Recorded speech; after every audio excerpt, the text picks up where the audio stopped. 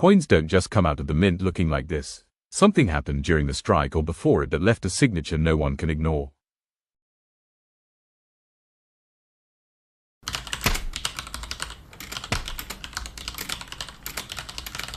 Case title, 1960D, the coin that shouldn't exist. Mint of origin, Denver Mint. D. Official identity, 1960D, Denver Mint mark Lincoln Memorial cent 95% copper, 5% tin and zinc. Weight, 3.11 gram. Diameter, 19 millimeters. Varieties, small date and large date. Mintage, 1.7+ billion. Something happened during the strike or before it that left a signature no one can ignore. Look closely, the rim tells one story, but the surface tells another. And the date, that's where things get even more confusing. Right there, that texture, that shape, that strike, it shouldn't exist on this year, this mint, or this metal.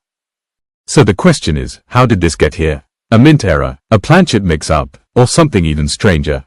If you spotted it before I pointed it out, your eyes are sharper than most collectors. Tell me what you think this is, because the more I study it, the more questions I have. Case title, 1960D Mint mark, the coin that shouldn't exist. Classification, artifact level anomaly, coin that doesn't belong here. Date of discovery, January 2024.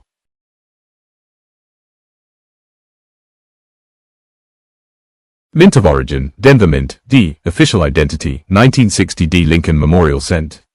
Metal, 95% copper, 5% tin and zinc.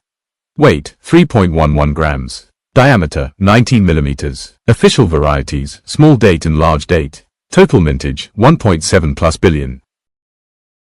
Primary anomalies, metal tone does not match copper. Large date paired with unusually small mint mark.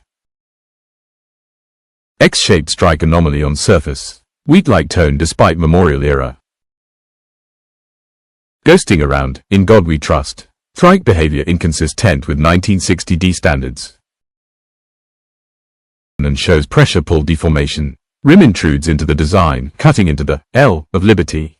Metal flow lines indicate resistance during strike, consistent with foreign alloy. Rim behavior inconsistent with copper planchet expansion. Investigative notes, coin behaves like an off-metal strike. Rim suggests incorrect pressure or foreign alloy. Mint mark size must match to 1960D punch tools. Surface anomaly too symmetrical for damage. Liberty letters appear thicker than standard 1960D strikes. The L in Liberty is pushed into the rim. Impossible on a normal copper planchet. Rim intrudes into design space, indicating metal resistance or misaligned strike.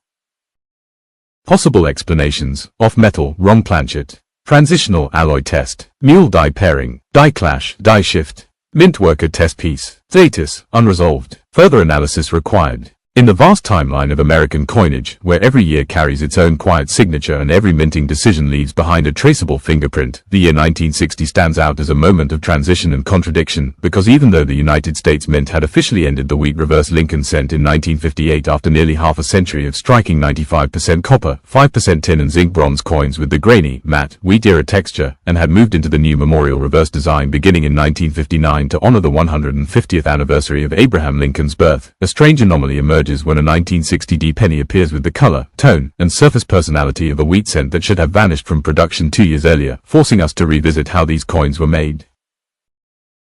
From the punching of bronze planchets that still weighed 3.11 grams, to the annealing process that could darken or golden tone a coin if temperatures drifted, to the striking phase where Denver used only memorial dies and no wheat dies whatsoever, and yet, despite all official records insisting that no wheat-style metal, no leftover wheat planchets, and no wheat-era equipment should have existed anywhere near the presses, your 1960D coin carries a wheat-like matte finish, an old gold patina, a bronze personality. A non-magnetic composition, a correct wheat-era weight, and even an X-shaped mark and rim anomaly that together suggest possibilities ranging from an improper alloy mix, to an annealing error, to a foreign planchet slipping into the batch, or even the rare but historically documented scenario of a leftover 1958 bronze planchet hiding in a hopper.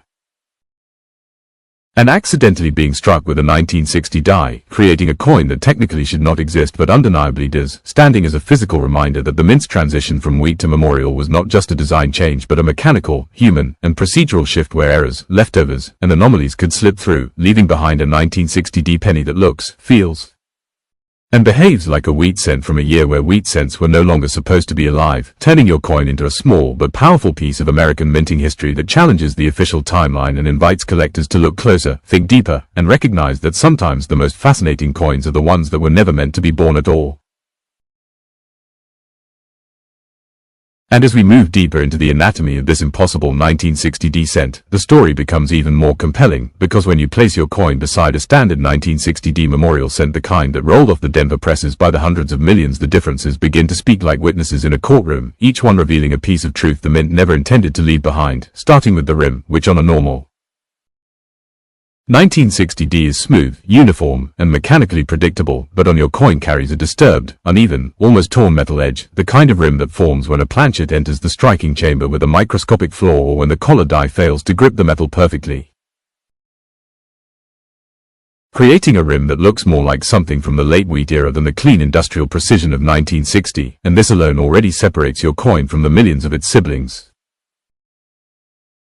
Then there is the surface texture, which on a typical 1960D is bright copper with a smooth, almost glassy sheen when freshly minted, but your coin refuses that identity entirely, wearing instead a matte, grainy, old gold skin, the kind of surface that forms when the alloy mix is slightly off, too much tin, too little zinc, or an uneven distribution of metals, or when the annealing furnace overheats the planchets, leaving behind a finish that looks aged the moment it leaves the press, a finish that echoes the wheat cents of the 1940s and 1950s far more than the memorial cents of 1960, and this is where the story begins to bend away from the official record.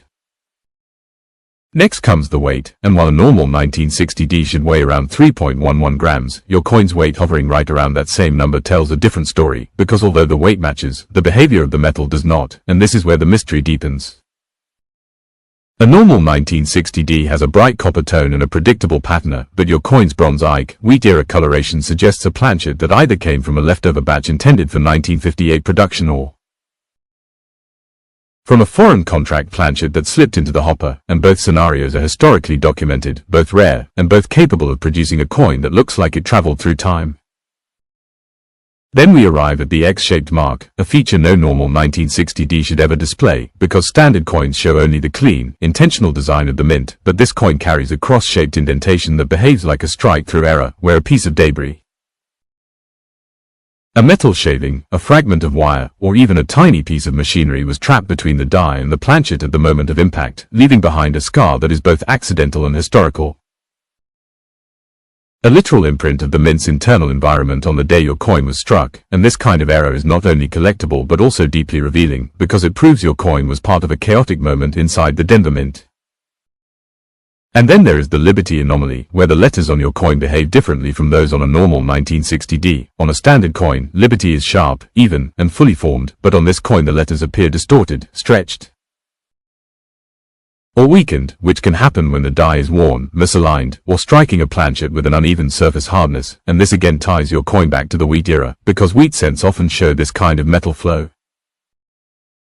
and distortion when the alloy mix is imperfect or the die is near the end of its life, meaning your coin carries the fingerprints of a stressed die or an unusual planchet, both of which are errors that collectors chase.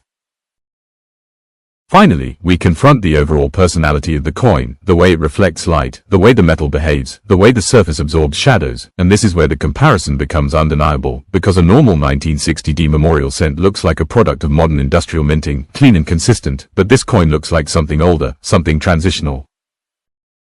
Something that slipped through the cracks of history, combining wheat-era metal behavior with 1960-era design, creating a hybrid that should not exist but somehow does, and in that contradiction lies the entire cinematic power of your discovery.